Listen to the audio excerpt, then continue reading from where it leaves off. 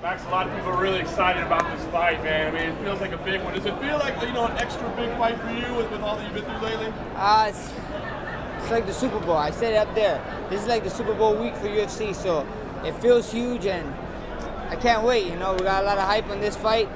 Even the main event is saying they're super excited about this fight. So when you got the main event talking about the co-main, that means a lot. What do you think about Brian when you break him down as a fighter? Man, we know he's got incredible jiu-jitsu, but you know, he's lost some rounds along the way. You have to lose rounds to have comeback wins. You know what I mean? So what do you think when you see him? What do you take out of him? Great guy, great team. He wouldn't be here in front of me if he wasn't good. So I can't wait. You know, this kind of fight intrigues me. You know, he has a lot of line. I have a lot of line, and I can't wait to go out there and do my thing. A lot of people think this might be the start of a rivalry. Do you feel that way too? We're about to find out. We're about to find out. Max, we've seen you do a lot of these open workouts. Sometimes you go a little harder and a little longer. Was there a reason maybe today was a little more low energy from you? Yeah, I felt great. You know, I felt the energy from the crowd and stuff. You know, it was crazy. I was feeding off of them, and it was super crazy. It was just hitting mates. You know, it's a show. It's a show. I got to talk to Brad. You know, talk to some of the fans. Some of the fans they're crazy here. You know, they love me out here. Like I said, this is like this is the ninth island of Hawaii, so it's perfect. We didn't get to see you at the MMA Awards last night, but you won Fighter of the Year. Congrats. Yeah. Can you maybe just, you know, speak to that and what it means to you? Yeah, you know, it means a lot. It means a lot to me, and the main thing I wanted to do in my speech, you know, we was training last night. I'm sorry, but it means a lot to win the Fight of the Year. You know, all the past guys that won before me is great dudes, and the number one thing I wanted to get out and say was I wanted to thank my team. A lot of people don't. A lot of people think so. We go in there. It's an individual sport. This is a team sport. I like to thank my coaches, Rylan Azores, Ivan Flores, Darren Yap, you know, Sucker Punch Entertainment, my management, and that's what it is about. You guys only see, if you guys put it in perspective, I fight maybe 2 times a year. You guys see me maybe 50 minutes out of the year. These guys see me so much. We put so much hours behind the scenes that it's unbelievable. They have to. I talk about how I have to give up family time and stuff. These guys got to give up family time.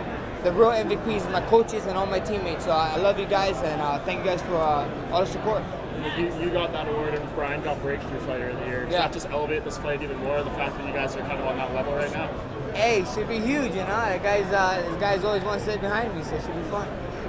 Max, you're using that title mitten again for this fight, even a couple fights now. How has that been, you know, working with him again? It's been great. It's been going good. I don't know. You look at, you know what I mean?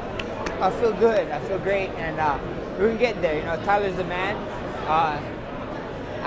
The only downside is having him live with me for 4 weeks, man. You know, he's kind of irritating. Now I'm just joking, but I love that to the death, man. He's like a brother.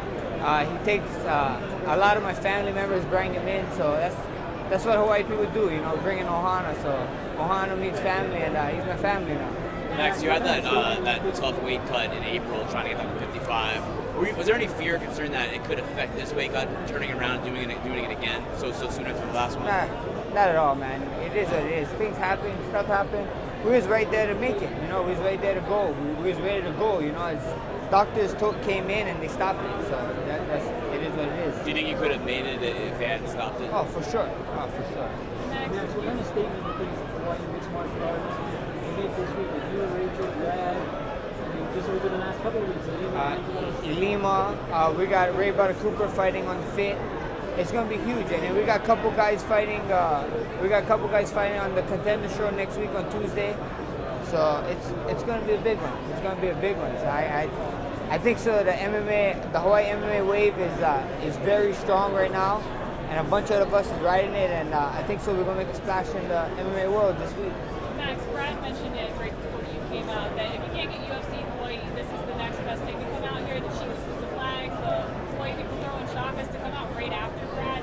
How much is that hype you want to get week started with so much aloha all around you, I guess? Yeah, it feels great. You know, I didn't like that Brad took my shine for a little bit over there. He's over there taking my shine. Like, it's my time, Brad, beat it, you know. But all jokes aside, that's what I said. If we can't get a UFC Hawaii, it's the next best thing, and it's showing. Look at this crowd. The crowd is amazing. The crowd is crazy.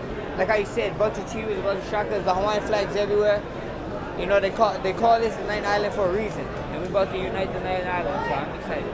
Is Drake coming on Saturday? Your boy? Drake is in Toronto. We've been to, I figure we're trying to get him to come, but I heard he's going to be in Toronto flying home this week. So. Max, is there any chance this is your last fight at 145, or do you feel like there's more to do here? We see what happens, you know. We see what happens. The whole 55 talk is who, you know, who. It's a logjam up there right now. If you think about 55 is not clear cut. 45 was stuck in that logjam. We came and we unjammed it, you know. And to go back up to 55 and jam that back up, I don't know. You know, we see what happens. We see what the UFC want to do. We got to sit down with the UFC. Of course, we got to sit down with the doctors. Medically, we see what happens after this fight. And that's just it. It depends on who, you know, who we want me to fight. And of course, at 45, who's next at 45? So we see what happens. You know, there's a lot of questions, but only one question matters. And is it still a blessed era? So Saturday night, we find out. What do you think we see out of you on Saturday? I know you're really anxious. You hate the 7 months between fights. You want to get in there sooner. How are you going to kind of unleash this pent-up aggression that you have? You know what? They say 4th of July was today. 4th of July, the fireworks is going to happen Saturday night, man. It's going to be crazy. I get to be alongside history on this history-making event with my man DC Gang. So I can't wait. I can't wait for it. Nice guys.